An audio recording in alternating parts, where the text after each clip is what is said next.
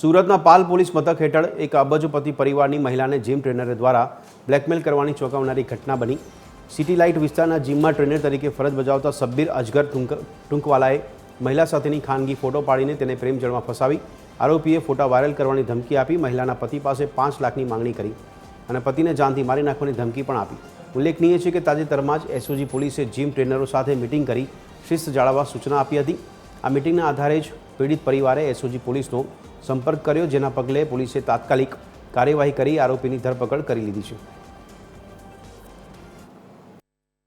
એક વર્ષ પહેલા આજે આ વ્યક્તિ છે, એમના જે પત્ની છે એ સિટી લાઇટ એરિયામાં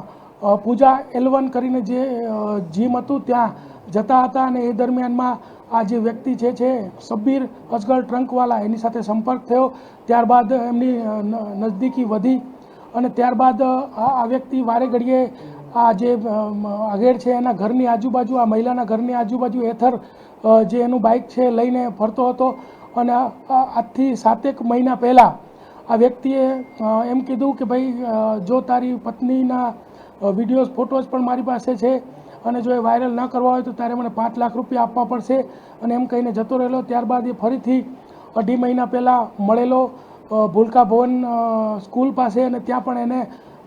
જે એની બાઇકની અંદર કાચ રાખેલો એને તોડીને એનો ત્રિકોણ આકારનો કાચનો ટુકડો એના ગળે રાખીને કીધું કે આટલી વાર લાગશે, પહેલાં પૈસા કેમ નથી આપતો અને તારી પત્નીને તો હું મૂકી દઉં ને એમ કહીને એની પાસેથી 50,000 રૂપિયા લઈ લીધેલા। આ વ્યક્તિ ખૂબ જ ડરી ગયેલો અને કંઈ બોલી પણ નહોતો શકતો અને